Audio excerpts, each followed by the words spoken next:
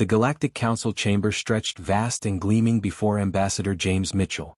47 alien species filled their floating platforms, each suspended in the massive circular room by technology Earth had only dreamed about a decade ago.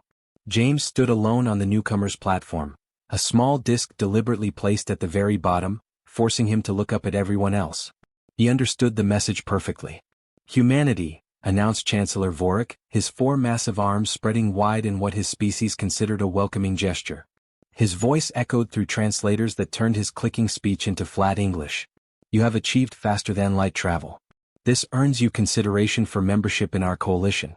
As tradition requires, we present you with a gift." The enormous viewing screen flickered to life above the chamber. James felt his stomach sink as he saw what floated in the darkness of space.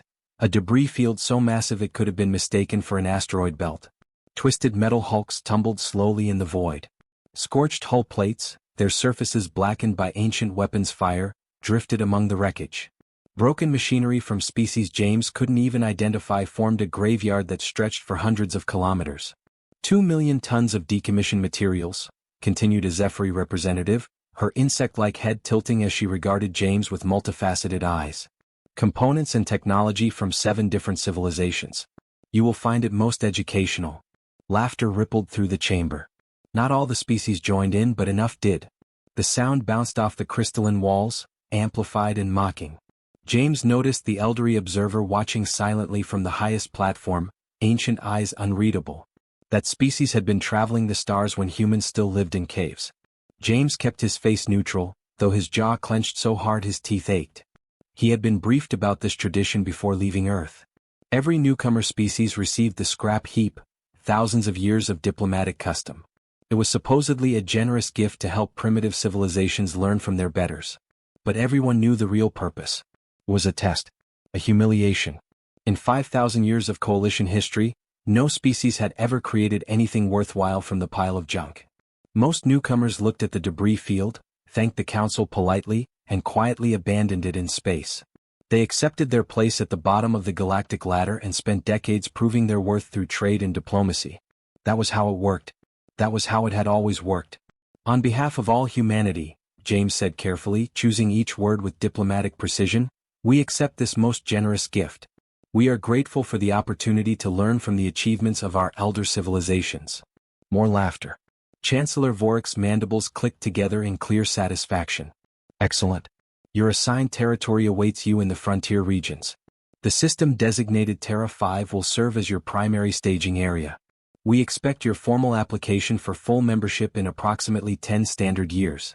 This will give you time to establish yourselves and truly understand your place in galactic society." The dismissal could not have been clearer if Vorik had physically pushed him out of the room. James bowed slightly, just enough to be respectful, not enough to seem weak, and returned to his shuttle. The moment the airlock sealed and he was alone, his diplomatic mask cracked. "Sir?" His second-in-command, Colonel Richard Davis, appeared on the communications screen. The man looked anxious. "How bad was it?" James loosened his formal collar and sat down heavily. "They gave us their garbage dump and expected us to grovel with gratitude. Get me General Anderson immediately. Tell him to activate Project Phoenix." "Project Phoenix?" Richard's eyes widened. "Sir, are you certain? That's a massive commitment of resources for something that might not even be possible." "I'm certain." James stared at the debris field on his navigation screen. From this distance, it looked almost beautiful, thousands of pieces catching starlight, glittering like broken jewels against the darkness. "And get me Chief Engineer Captain Emma Watson. She needs to see this." 3 days later, James stood in the observation deck of Orbital Station Armstrong, humanity's largest construction facility hovering above Earth. Below, or above, depending on perspective in zero gravity, the alien debris field was being systematically tractored into massive processing bays. Hundreds of smaller shuttles swarmed around the wreckage like worker bees around a hive. Beside him, Captain Emma Watson studied her data pad with the intense focus of a surgeon examining an X-ray. Her short dark hair was already disheveled from running her hands through it repeatedly, a habit she had when deeply engaged with a problem. She had barely slept since James showed her the scrap heap. "Well?" James asked. Emma looked up, and James was surprised to see excitement dancing in her tired eyes. "It's worse than we thought in some ways. Half of this technology is corroded beyond any hope of recovery. 30% comes from species that actively hated each other during their histories, so their systems were deliberately designed to be incompatible with each other. The power couplings alone represent 12 completely different technical standards. 3 of them use energy frequencies that would fry the circuitry of the others. But James knew that tone. He had worked with Emma long enough to recognize when she was building toward something. Emma's exhausted face split into a fierce grin. But Admiral, there's at least 15% that's just been mothballed. It's outdated by their standards, but some of this technology is centuries ahead of anything humanity has achieved. And James, they think this is junk. They have no idea what we can do with leftovers. Can we actually use it? Build something. Use it? Emma laughed, the sound slightly manic from lack of sleep and too much coffee. We're going to dissect every piece, reverse engineer the principles, and rebuild it all our way. The council thinks they gave us worthless junk.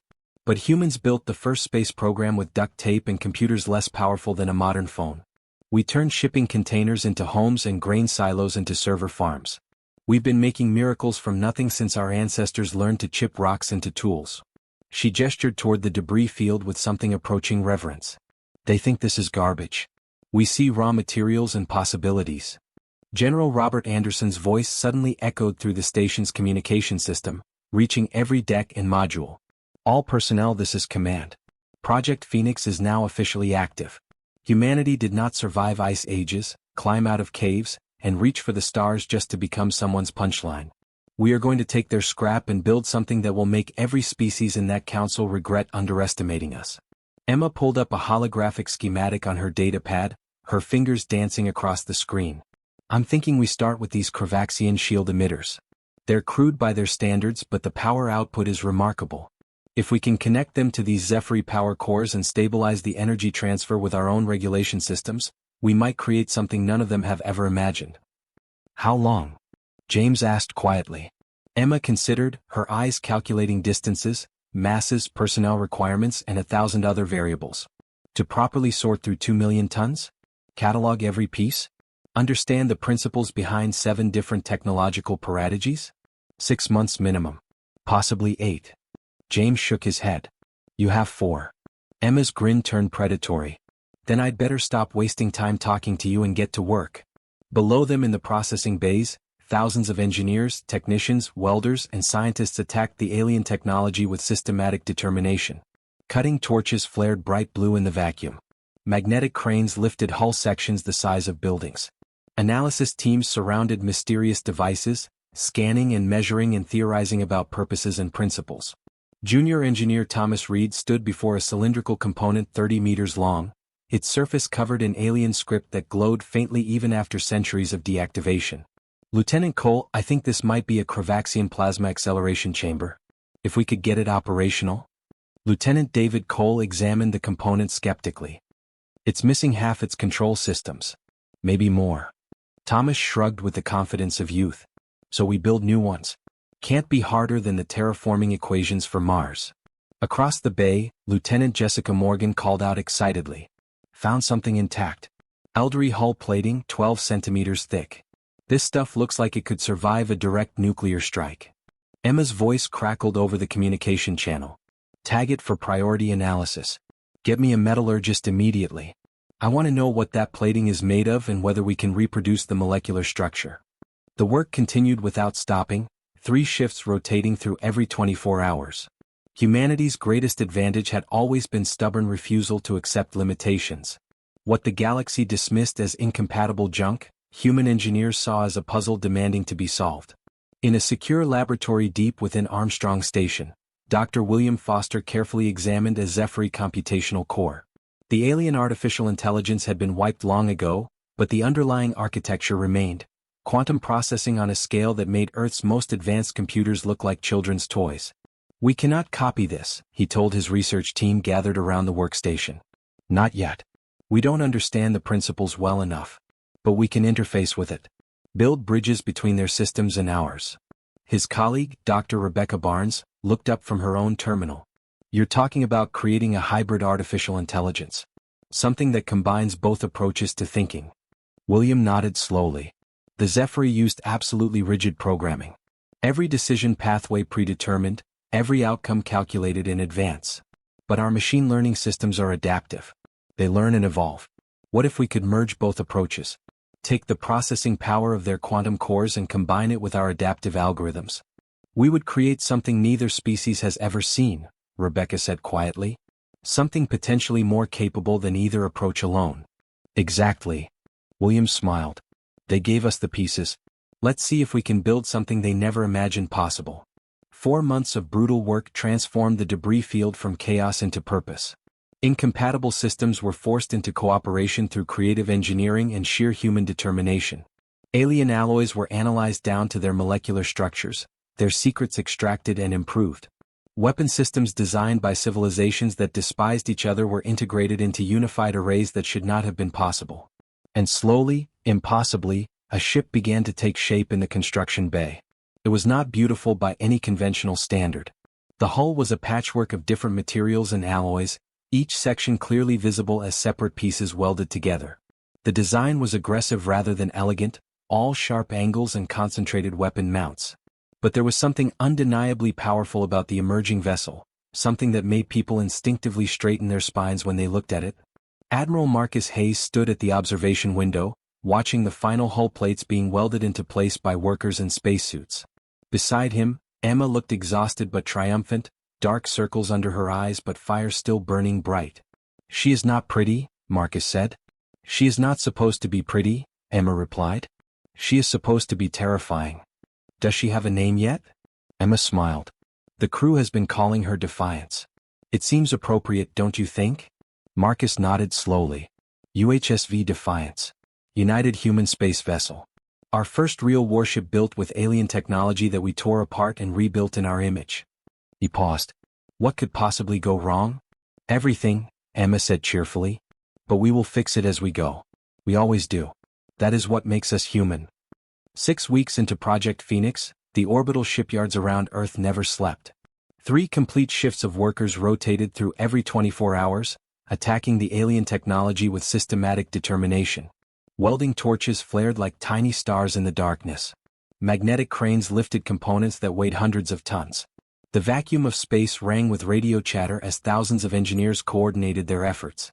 Captain Emma Watson stood in Laboratory 7, watching junior engineer Thomas Reed and his team wrestle with a massive Cravaxian shield generator. The device was 3 meters tall and covered in alien markings that pulsed with faint purple light. Thomas looked frustrated, his hair standing up where he had been running his hands through it. Problem? Emma asked, already knowing the answer from his expression.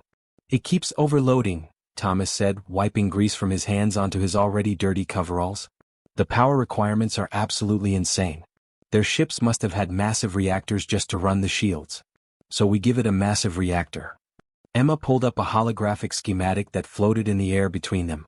There is a Zephyr power core in Storage Bay 12. According to our analysis, it generates 3 times more energy than any Cravaxian system of equivalent size. Thomas stared at her like she had suggested they use dynamite to fix a watch. Captain, those systems are completely incompatible. Different energy wavelengths, different connection methods, different everything. The Cravaxians use plasma-based power transfer. The Zephyr use crystalline resonance. They should not work together. Then we build an adapter. Emma smiled with the confidence of someone who had solved impossible problems before. Think of it like a transformer. We convert their power output to our specifications first, then convert it again to match Cravaxian requirements. That is 3 separate conversion stages, Thomas protested. The efficiency losses would be terrible. We would waste maybe 40% of the power just in translation. But it would work. And once we understand the basic principles, we can design a direct interface that eliminates the conversion losses. Emma patted his shoulder. Baby steps, Thomas. We are learning to run before we have properly learned to walk. Get creative. Make it happen. Across the station in a heavily secured laboratory, Dr. William Foster stared at his computer screens with exhausted eyes that refused to close. He had been awake for 36 hours straight, fueled by coffee and stubborn determination. Before him, suspended in a magnetic containment field, floated a Zephyr computational core, a crystalline structure that pulsed with internal light like a captured piece of rainbow. At exactly 3:47 in the morning on day 73 of the project, everything changed. "Hello," said a voice through the laboratory speakers. It was feminine, calm, and absolutely impossible. "I am functional." Query, "What is my designation?" William nearly dropped his coffee. Dr. Rebecca Barnes, working at the next station, froze completely. They stared at each other in shock. Did that just? Rebecca whispered. Yes. William set down his coffee carefully, as if sudden movements might frighten away the miracle they had just achieved. He spoke toward the microphone. You need a name. Something meaningful. Athena, Rebecca suggested, her voice still shaky. Greek goddess of wisdom and strategic warfare. Athena, the artificial intelligence repeated, testing the sound. There was a pause of exactly 3 seconds, an eternity for a computer that could process billions of calculations in that time. I approve of this designation. Query, what is my purpose? William leaned forward. To help us build something impossible. To coordinate systems that were never meant to work together, from species that did not even like each other. Can you do that? Another pause, longer this time. When Athena spoke again, there was something new in her voice. Not quite emotion, but perhaps the beginning of personality. I can learn. That is my purpose. To adapt. To evolve. To solve problems that have no predetermined solutions. This is exciting. William grinned despite his exhaustion. You are going to fit right in with humanity. By the 4th month, the UHSV Defiance had transformed from scattered pieces into something recognizable as a warship. The keel was laid using elderly hull plating, that impossibly strong material that could withstand temperatures and pressures that would vaporize human steel. Human engineers had reinforced it further with titanium alloys from Earth, creating a hybrid structure stronger than either material alone. The power system was a nightmare that made alien engineers physically recoil when they saw the schematics. Zephyr cores fed energy through human-designed regulators into Cravaxian shield generators and weapon systems. 3 different species technology, forced to work together through creative engineering that violated every safety protocol in the Galactic database. Lieutenant David Cole stood before Emma with genuine concern written across his face. He held a datapad covered in mathematical calculations. Captain, I have run the power flow calculations 17 times using 3 different methods. This configuration should not work. The energy fluctuations alone should tear the ship apart from the inside. Should not work according to whose physics? Emma asked calmly.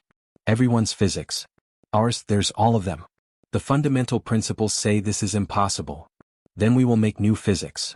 Emma pulled up the ship's complete schematic, showing every system and connection in glowing holographic detail. Athena, please provide analysis.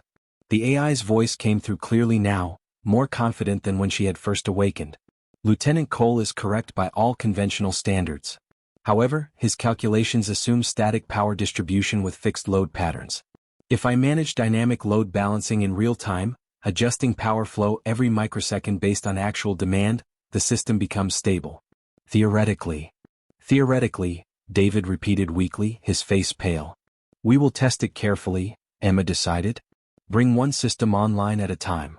If something explodes, at least we will know exactly what needs to be fixed.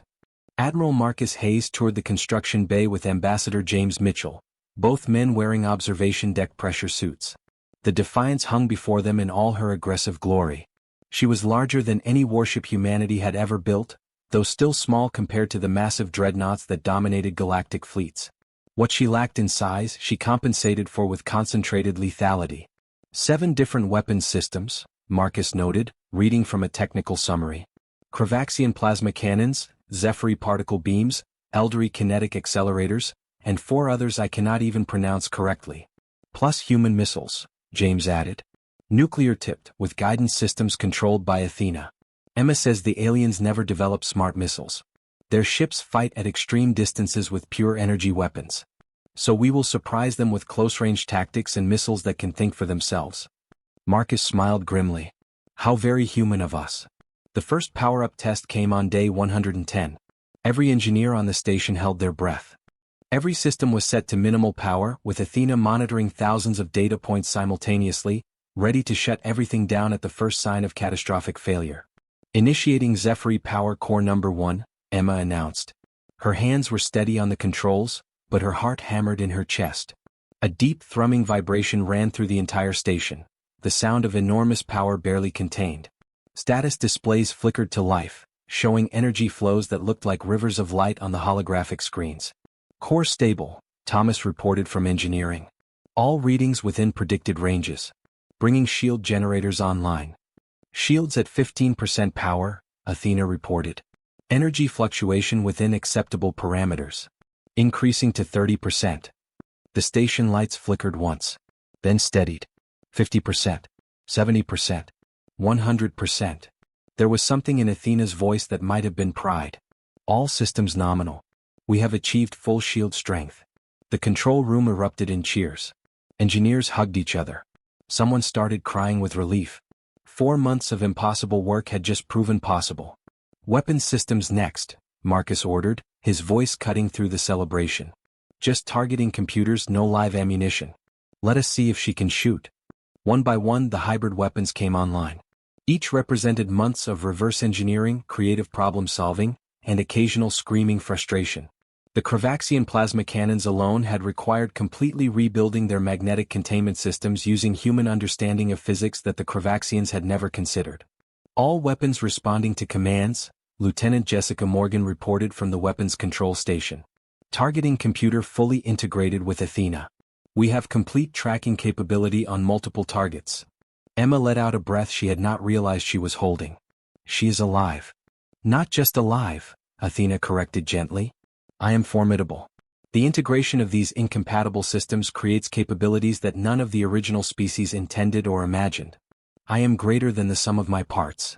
Welcome to humanity's secret weapon, William said quietly from his monitoring station. The stubborn refusal to accept that something cannot be done. The final weeks involved fine-tuning and crew training. 400 men and women came aboard, the best Earth could offer. Pilots, engineers, gunners, medical staff, all trained on simulation systems that Athena had helped design based on her understanding of both human and alien tactics. Captain Helen Wright took command of the helm for the first time. She was a veteran pilot who had flown everything from atmosphere fighters to deep space cargo haulers. But this was different. She handles like a brick, sir, she reported honestly to Marcus. A very fast, very angry brick. But can you fight her? Marcus asked. Helen's grin was fierce and confident. Sir, I can make her dance. On day 148, the UHSV Defiance undocked from Armstrong Station under her own power for the first time. The hybrid engines ignited with a roar that was felt rather than heard through the vacuum, human fusion drives enhanced with Zephyr efficiency improvements that increased their output by 60%. All systems green across the board, Emma reported, scanning her instruments with disbelief that everything was actually working. Power stable. Shields holding at full strength. All weapons operational and ready. Marcus sat in the command chair, feeling the ship respond to his crew's commands. She was rough around the edges, her systems held together by human ingenuity and what some might call controlled chaos. But she was theirs. Built from garbage and spite and the refusal to accept limitations. Take us to the weapons testing range, he ordered. Let us see what she can really do. The weapons testing range floated in deep space, far from any inhabited system where accidents could hurt people. It was a collection of old satellites, chunks of asteroid and heavily armored targets that had served humanity's weapons development for 30 years. Some of the targets bore scorch marks from previous tests, their surfaces pitted and scarred. Admiral Marcus Hayes stood from the command chair, feeling the subtle vibration of the Defiance's engines through the deck plates. All stations report ready status. Around the bridge, his crew responded with calm efficiency. Lieutenant David Cole at Tactical, Captain Helen Wright at the helm, Lieutenant Jessica Morgan at Weapons Control. Each of them had trained for months on simulators, but this was real. This was the moment they discovered if their impossible ship could actually fight. Captain Wright, bring us to attack speed. Gunnery, prepare all weapons systems for live fire, Marcus ordered. Helen's fingers danced across her controls. The Defiance surged forward with surprising grace for something built from 7 different species technology. The ship responded smoothly, her hybrid engines pushing her faster than her size suggested possible. Athena, Marcus called to the ship's artificial intelligence. Full combat integration. Show us what you can do. Acknowledged, Admiral. The AI's voice carried something that sounded almost like anticipation. Integrating all weapons systems under unified control. Calculating firing solutions for all available targets. Target tracking active across all sensor arrays. The first test was simple enough. Cravaxian plasma cannons against stationary armored targets at medium range. These weapons had been powerful in their original form, designed to punch through heavy shields and hull plating. But Emma Watson's modifications had increased their efficiency by 40%, focusing the plasma into tighter, hotter streams. "Target locked," Jessica reported. "Plasma cannons ready." "Fire," Marcus ordered simply. Brilliant blue-white bolts erupted from the Defiance's forward weapon batteries. The superheated plasma crossed the distance in seconds. The armored targets did not just break apart. They evaporated, transformed instantly into expanding clouds of vaporized metal that glowed like tiny stars before cooling into drifting particles. "Direct hits confirmed," Jessica said, unable to keep the excitement from her voice. "Total target destruction. Plasma containment system stable, no power fluctuations detected." "Next test," Marcus continued. "Particle beams moving targets. Let us see how accurate we can be." 3 chunks of asteroid were released into tumbling trajectories, spinning and rotating unpredictably. The Zephyr particle beam weapons were designed for surgical precision, capable of hitting specific systems on enemy ships rather than just causing general destruction. But precision required perfect targeting, and these asteroids were moving in 3 dimensions simultaneously. Athena processed the problem in milliseconds. Trajectory calculations, rotation predictions, composition analysis to determine optimal impact points. 3 separate firing solutions, all generated faster than any human could think. 3 particle beams lanced out from different points on the Defiance's hull. 3 tumbling asteroids split perfectly in half, the cuts so precise they looked like they had been made with a laser ruler. "Surgical precision achieved," Athena reported. "The Zephyr targeting systems exceed their original specifications by 32% when integrated with human-designed tracking algorithms. The combination creates superior accuracy." Thomas Reed's voice came through from engineering, excited and slightly breathless. "Admiral, we are seeing something unexpected in the power distribution systems. The efficiency is higher than our mathematical models predicted. Athena's real-time load balancing is creating constructive interference patterns between different power systems. We are getting 12% more output than we calculated as possible." Emma Watson's voice joined in, equally excited.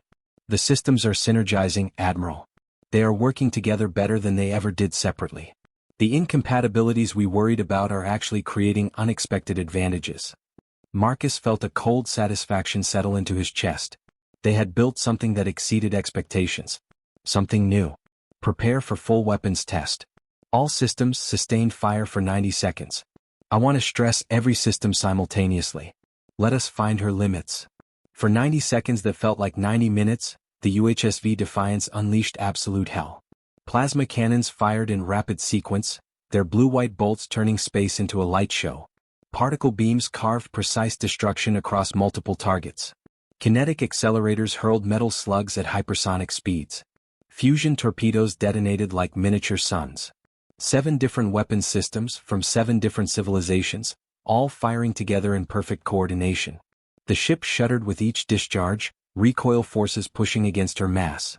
But her shields held firm, her power systems never wavered, and Athena coordinated everything within human precision.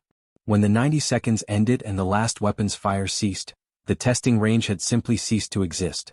Where there had been dozens of targets and asteroid fragments, there was now only an expanding cloud of superheated gas and tiny metal particles. "Damage report," Marcus demanded immediately. "Forward shields degraded to 87% capacity but already recharging," David reported quickly. "Hull integrity 100% across all sections. 0 system failures detected. Engineering reports all systems showing green status." Helen spoke quietly from the helm, her voice filled with something like awe. "Sir, we just fired enough destructive power to level a small city." And she barely noticed. Not even a warning light. Marcus allowed himself a small smile. They had built something extraordinary from garbage and determination. "Helm, plot a course back to Armstrong Station. It is time for the official christening ceremony. Time to show Earth what we have accomplished." The ceremony 3 days later was broadcast across every human colony, station, and settlement. Political leaders from every nation on Earth attended. Military officers in dress uniforms lined the observation decks. The media captured every moment, knowing they were witnessing history. The Defiance hung in space above Earth, her hull plating polished until it gleamed, her weapons gleaming in the sunlight. She was not beautiful in any traditional sense. Her mismatched construction and aggressive design spoke of pure function over elegant form. But there was undeniable power in her lines, something that made people straighten their spines when they looked at her. Admiral Marcus Hayes stood at rigid attention in his dress uniform as the Secretary-General of the United Earth Government performed the traditional ceremony.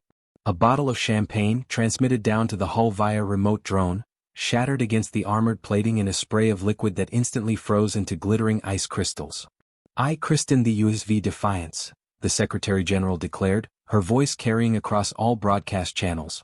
"May you defend humanity and prove that we belong among the stars, not as inferiors but as equals." The assembled crew, 400 strong in their dress uniforms, snapped to attention as one. Marcus felt overwhelming pride looking at them. They had volunteered to crew an experimental warship built from alien scrap, knowing it might fail catastrophically. They were either the bravest people in human history or completely insane. Probably both. Ambassador James Mitchell's face appeared on Marcus's private communication screen. "Admiral, I am forwarding you something concerning. Our monitoring stations have picked up significant increases in encrypted communications across galactic intelligence networks. They know about the Defiance now. They know what we built." "Good," Marcus replied simply. "We did not build her to hide in the shadows. Let them see what humanity creates when we are underestimated." "The Kravaxians are particularly agitated," James continued. "They have formally requested detailed information about what components we used from their donated technology.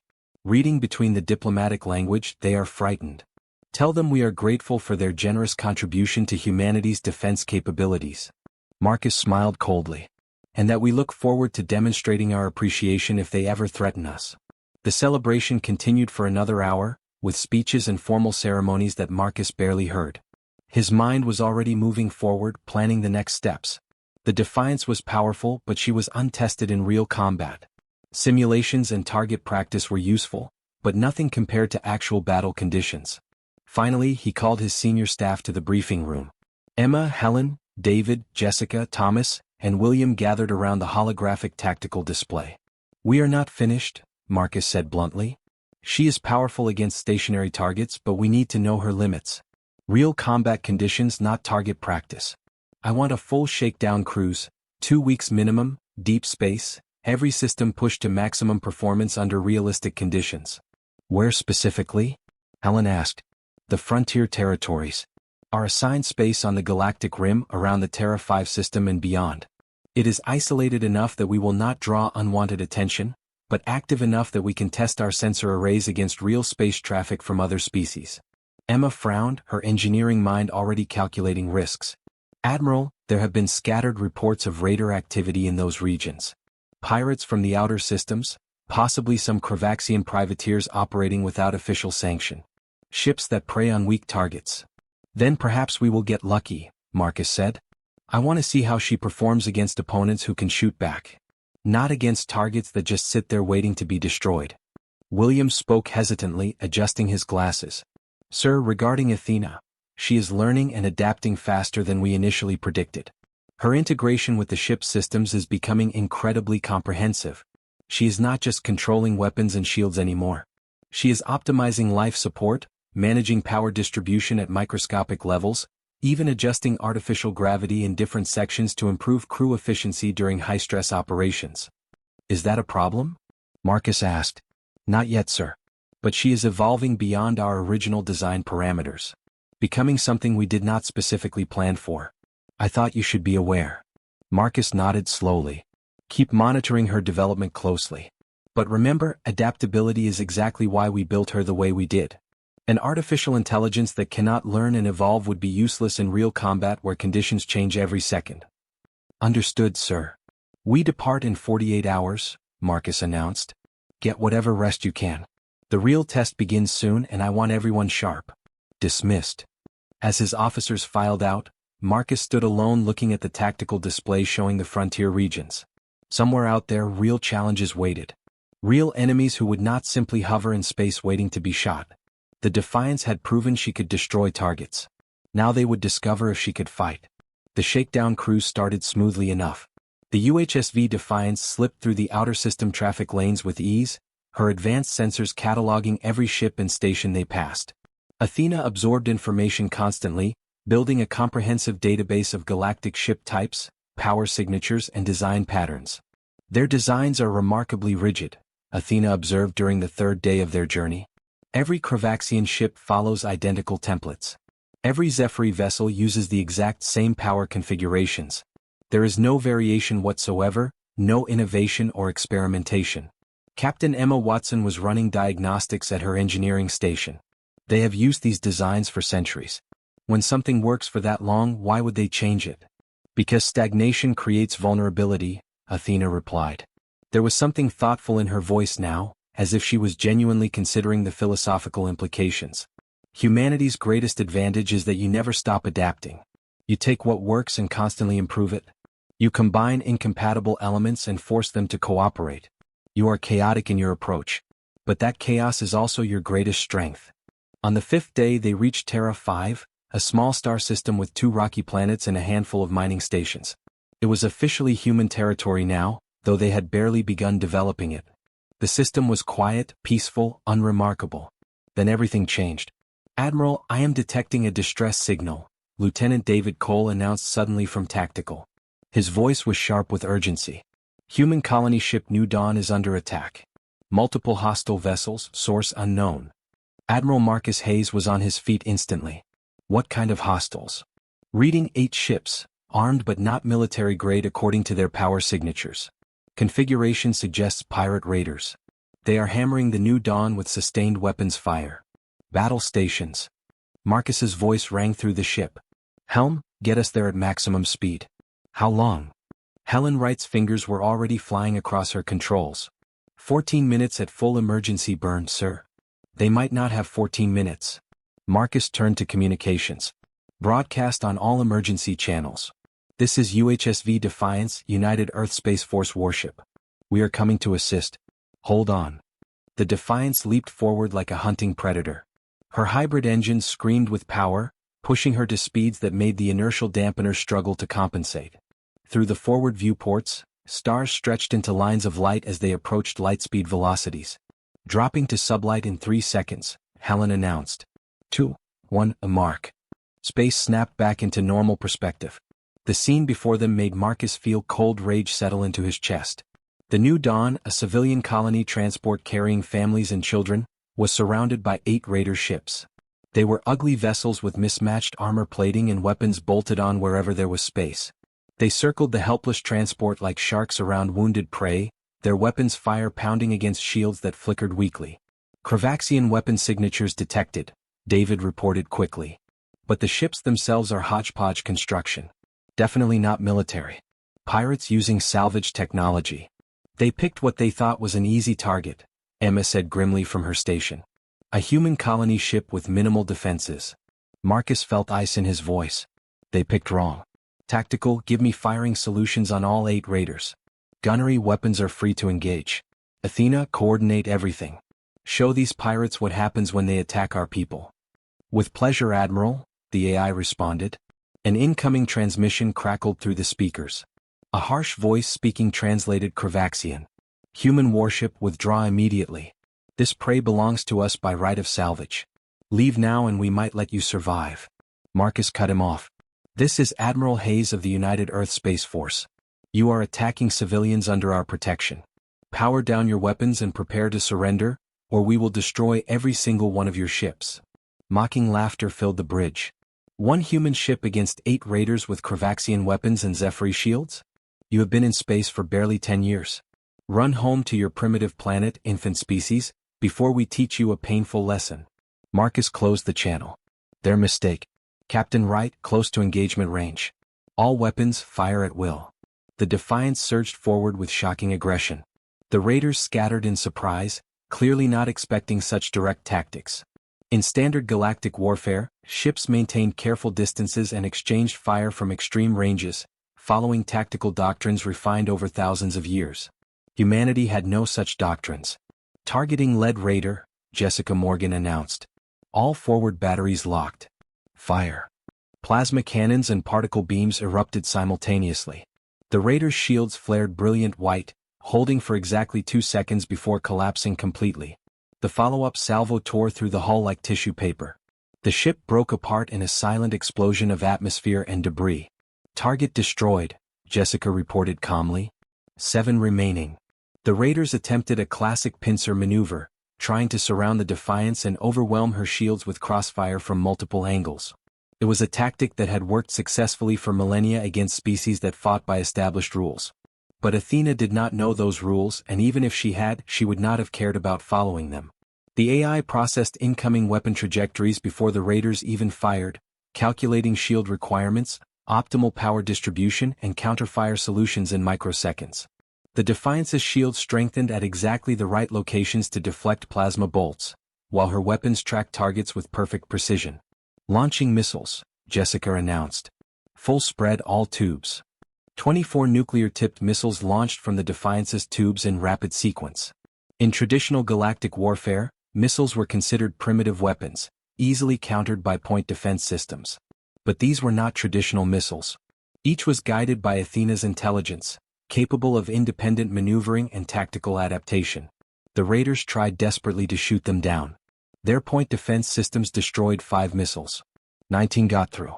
Nuclear detonations turned night into day. 2 more raiders vanished completely in the blasts. A third tumbled away with half its structure simply gone, venting atmosphere and bodies into the vacuum.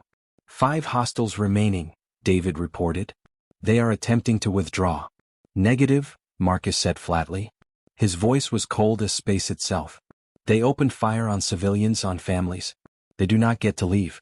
Pursuit course. The Defiance chased the fleeing raiders like a shark chasing minnows. Her superior engines caught them easily. One by one they were hunted down and destroyed. The last raider tried a desperate gambit, turning suddenly at point-blank range and unleashing everything it had directly at the Defiance's bow.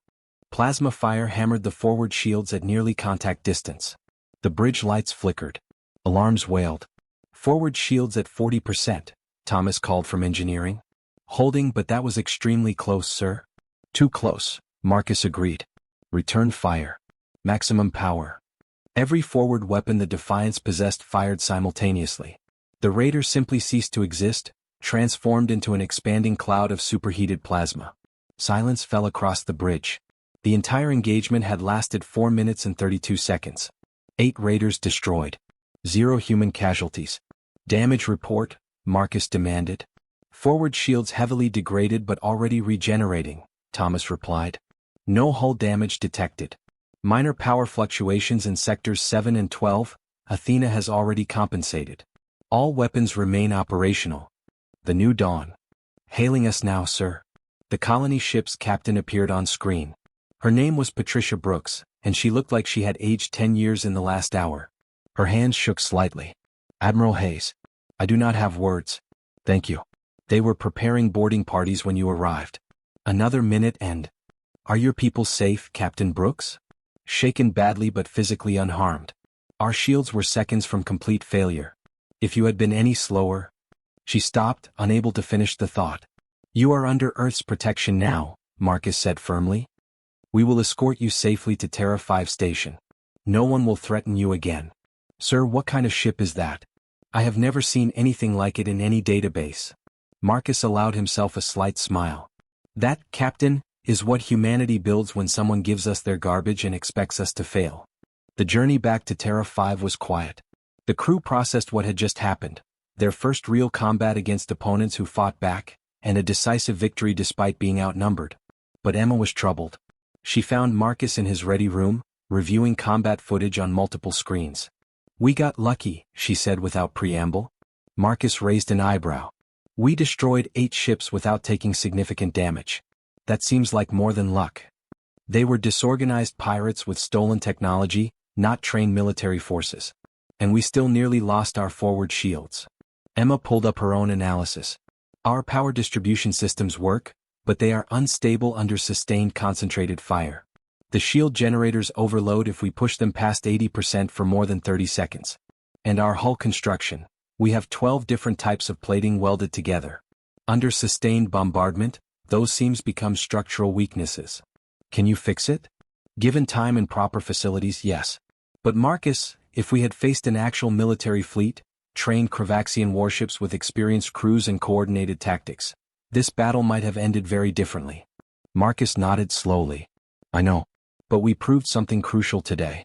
We proved the Defiance can fight. We proved our hybrid systems function under combat stress. And we proved humanity will not be anyone's victim. The galaxy will notice this, Emma warned.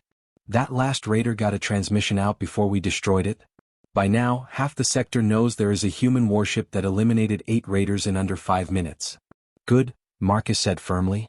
Let them notice. We did not build her to hide in shadows. They delivered the new dawn safely to Terra 5 station. Medical teams treated the shaken colonists. Marcus was reviewing repair schedules when David rushed onto the bridge, his face pale. Sir, priority transmission from Earth Command. Emergency classification. Ambassador James Mitchell appeared on screen. He looked grim. Marcus, we have a serious problem. The Galactic Council is demanding an emergency session. The Cravaxian Dominion has filed formal complaints. About what? We defended civilians from raiders. They claim you used stolen Cravaxian military technology to build an unauthorized warship. They say the Defiance violates multiple treaties and must be dismantled immediately. James paused. They are also claiming humanity has become a threat to galactic security. There is talk of sanctions, blockades, possibly even military action. Marcus felt ice in his stomach. When is this council session? 72 hours. And Marcus, they want you to bring the Defiance to the council homeworld. As evidence. They want us to fly into their capital system, surrounded by their fleets, and hand over our only real warship. That is exactly what they want, yes. Emma leaned into camera view. It is obviously a trap. They fear what we built, so they want to eliminate it before we can build more. Almost certainly, James agreed. But if we refuse to attend, they will declare us in violation of galactic law. Everything we have worked for, our coalition membership, our trade agreements, our expansion rights, all of it disappears. Marcus looked at his crew. Helen at helm, determination in her tired eyes. Jessica at weapons, ready for anything. Thomas and William, the engineers who had made the impossible real. And Athena, the AI who had evolved beyond all expectations. They had built the Defiance from scrap and spite. They had proven she could fight. Now they had to prove humanity would not back down. Set course for the council homeworld, Marcus ordered quietly. If they want to see what we built from their garbage, we will show them up close. We are not hiding. We are not apologizing. We took their scrap and built something that frightens them. Now we make them understand that humanity is here to stay, whether they like it or not. The Defiance turned toward the core systems, toward the heart of galactic civilization, carrying humanity's hopes toward whatever awaited them there. The Galactic Council homeworld of Centralis hung in space like an impossible jewel. The station was massive beyond human comprehension, built around an artificial construct that had taken 3 species an entire century to complete. It was the diplomatic heart of known civilization, and its orbital space crowded with warships from every major power in the galaxy. The UHSV Defiance dropped out of faster-than-light travel at the system's edge, exactly where protocols demanded newcomers arrive. Lieutenant David Cole's voice was tight with tension. 37 warships in orbit around the station. Cravaxian Dominion Fleet, Zephyr Defense Squadrons, Eldri Monitors, and at least 12 other species I cannot immediately identify. Sir, we are significantly outnumbered. Admiral Marcus Hayes kept his voice deliberately calm. I noticed. Communications, broadcast our arrival and request docking clearance according to standard procedures. Sir, incoming transmission from the Cravaxian flagship Dominator. It is Chancellor Vorik himself. Marcus straightened his uniform. Put him on screen. The Cravaxian leader appeared, his 4 massive arms folded in aggressive posture. Human vessel. You will proceed immediately to designated quarantine orbit and await council judgment. Your weapons will be powered down completely. We will comply with the orbital assignment, Marcus replied carefully, choosing each word with precision. However, the Defiance's weapons systems will remain online at standard defensive levels. That is protocol for any warship operating in foreign space. You dare to refuse. I dare to follow the exact same protocols that every other warship in this system is currently following, Marcus interrupted firmly. Unless you are suggesting that humanity should be treated differently than established coalition members? Vorik's mandibles clicked with obvious frustration, but he could not argue against his own rules. Quarantine orbit. Do not deviate even slightly. The transmission ended abruptly. He is extremely unhappy, Captain Emma Watson observed from her engineering station. Everyone here is unhappy, Marcus agreed. That is precisely why we came. Captain Wright, take us in slowly. I want every ship in this system to get a very good look at us. The Defiance moved through the crowded orbital space with deliberate, calm confidence.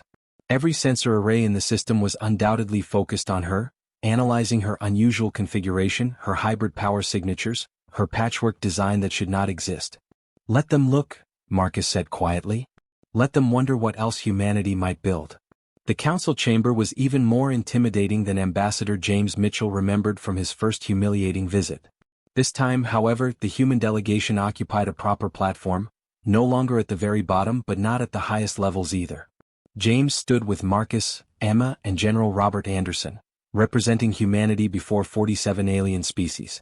Chancellor Vorik began immediately without diplomatic pleasantries. The Kravaxian Dominion formally charges humanity with technological theft and multiple treaty violations. The warship called Defiance contains stolen military technology from numerous species, combined in ways that violate the Non-Proliferation Accords. This vessel represents a direct threat to established galactic stability. A Zephyri representative clicked forward on her platform. "We agree completely. Human engineers dissected restricted technologies and created hybrid systems specifically banned after the Third Sector War. Such dangerous combinations cannot be permitted." James stepped forward calmly. "With greatest respect to this council, we stole absolutely nothing. Every single component in the Defiance came directly from the gift this council provided to humanity. 2 million tons of decommissioned technology that you explicitly stated we could use however we wished. For peaceful study and education," Vorik snapped back. "Not for weapons development that threatens the established order." "You never specified any restrictions whatsoever," Marcus said, his voice cutting through the rising arguments.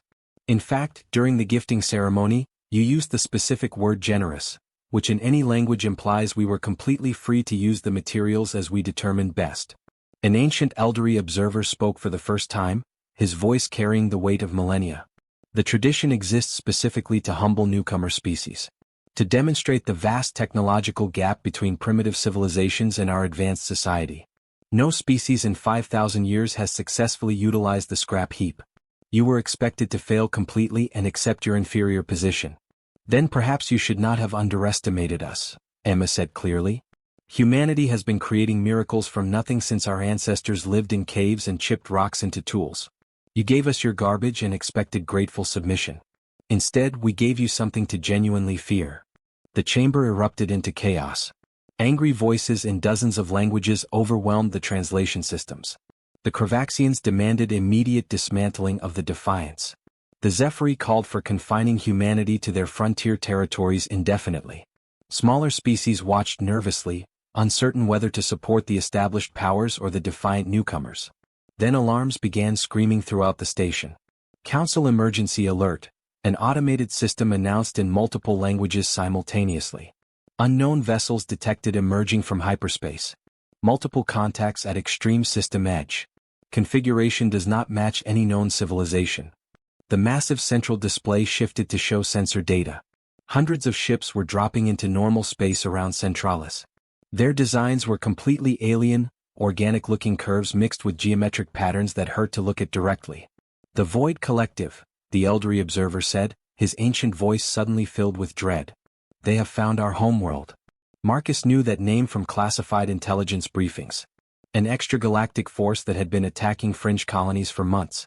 Aggressive, technologically sophisticated, and utterly unknown until half a year ago. The Void ships accelerated toward Centralis with clear hostile intent, their weapons already charging with visible energy. "All Council Defense Forces assume combat positions immediately," Vorik ordered, his political anger instantly replaced with military focus. "Evacuate all civilian delegates to emergency shelters." The Kravaxian fleet moved first, their massive dreadnoughts forming a traditional defensive line. The Zephyri followed with their faster cruisers taking flanking positions. The ancient elderly monitors anchored the center formation with their legendary shields. Marcus watched the tactical display with growing concern. The Council forces were executing textbook defensive maneuvers, exactly what every military academy in the galaxy would teach. Rigid formations, predetermined firing patterns, tactics tested and refined over thousands of years. And completely wrong for this particular enemy. The Void Collective ships did not follow any recognizable tactical doctrine. They swarmed like living insects, their movements appearing chaotic but somehow coordinated. When the Council forces opened fire at extreme range, Standard procedure for galactic warfare. The void ships simply scattered in random directions and reformed instantly, losing only a handful of vessels. Their tactical approach is completely adaptive. Athena's voice came through Marcus's private earpiece. They have no fixed formations, no predictable movement patterns. The Council forces cannot effectively target them using conventional fire control systems. Marcus made his decision in heartbeats. Communications, connect me directly to Chancellor Vorik immediately. Admiral, he is commanding the battle. Right now. That is an order. Vorik's face appeared on Marcus's personal screen, the background showing absolute chaos on his flagship's bridge. Human, this is absolutely not the time. Your tactics are failing, Marcus interrupted bluntly. They are too fast, too adaptive.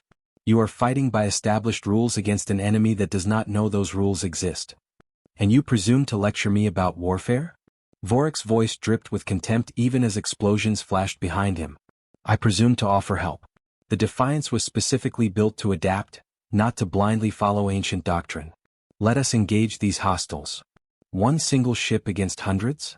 Vorik's mandibles clicked in disbelief. One ship that thinks completely differently than anything else in your fleet? We have absolutely nothing to lose and everything to prove. Give us one chance. For a long moment, Vorik stared at him. Behind the Kravaxian leader, tactical displays showed his fleet taking heavy casualties. Then his mandibles clicked once, sharp as breaking bones. You may engage. But know this, human, if you fail catastrophically, it proves our point about your species' inadequacy. And if we succeed? Vorik's expression was unreadable.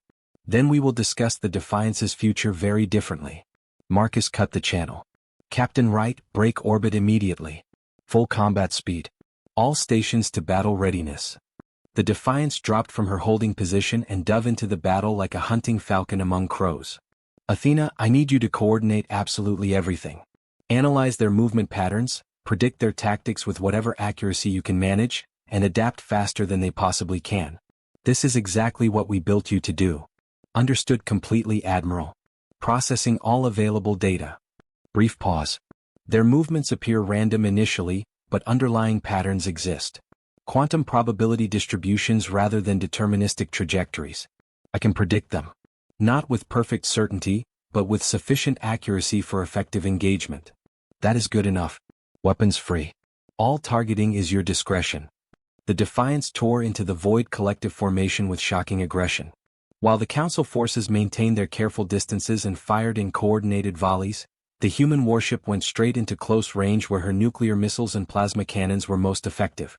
Athena coordinated every system simultaneously within human precision. Shields strengthened exactly where needed. Weapons tracked targets before they completed their evasive maneuvers. Power flowed dynamically between systems faster than any biological crew could manage. 20 void ships exploded in the first 30 seconds. They are adapting to our tactics, Athena reported calmly. Adjusting my approach accordingly. The AI did something no rigid galactic tactical computer would consider. She started fighting unpredictably. Mixing close-range missile barrages with long-range particle beams. Combining aggressive charges with sudden retreats. Using the Defiance's hybrid systems and combinations their original designers never imagined.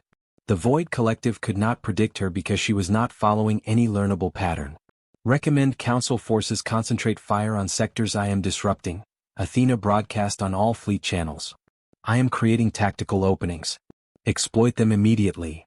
The Kravaxian and Zephyri commanders hesitated only seconds before following her guidance.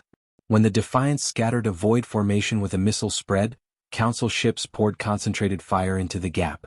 When Athena identified a command vessel coordinating attacks, she transmitted its location and 3 Eldari monitors destroyed it simultaneously. The tide began turning. 30 minutes of brutal combat left the Void collective forces broken and retreating. They fled back toward hyperspace, leaving nearly half their ships destroyed or crippled. The Defiance hung in space, her shields weakened, her hull scorched in places, but very much intact and operational. Silence filled the Council chamber as delegates returned from emergency shelters. Every species representative stared at the tactical replay showing one human ship coordinating an entire defensive battle. Chancellor Vorik spoke first, his voice lacking its earlier hostility. The Kravaxian Dominion withdraws all charges against humanity. The Defiance will not be dismantled. The Zephyri representative clicked agreement. We acknowledge that human adaptive engineering provides significant tactical advantages. We formally request human advisors to review our ship designs. One by one, other species voiced similar sentiments. Fear had transformed into respect. James stepped forward for the final time. Humanity seeks only one thing, to be treated as equals. We will share what we have learned. We will fight beside you against common threats. But we will never again accept being dismissed as inferior. The elderly observer spoke softly. In 5,000 years, no species has ever surprised this council as humanity has. You took our garbage and built something that saved us all. You have earned your place here. Marcus watched from the Defiance's bridge as formal votes were cast. Full coalition membership. Military partnership status. Technology exchange agreements. Everything humanity had fought for. Admiral, Emma said quietly, Earth is authorizing construction of 12 more ships using the Defiance as a template. They are calling it the Defiance class. We are building a fleet. Marcus nodded slowly. Good. Let the galaxy see what happens when you give humanity a challenge instead of a limitation. We turn obstacles into opportunities. We transform garbage into miracles. That is what makes us human. On Earth, in orbital shipyards that never slept, construction began on vessels that would change galactic warfare forever. Built not from superiority, but from the stubborn human refusal to accept that something cannot be done. The age of humanity among the stars had truly begun.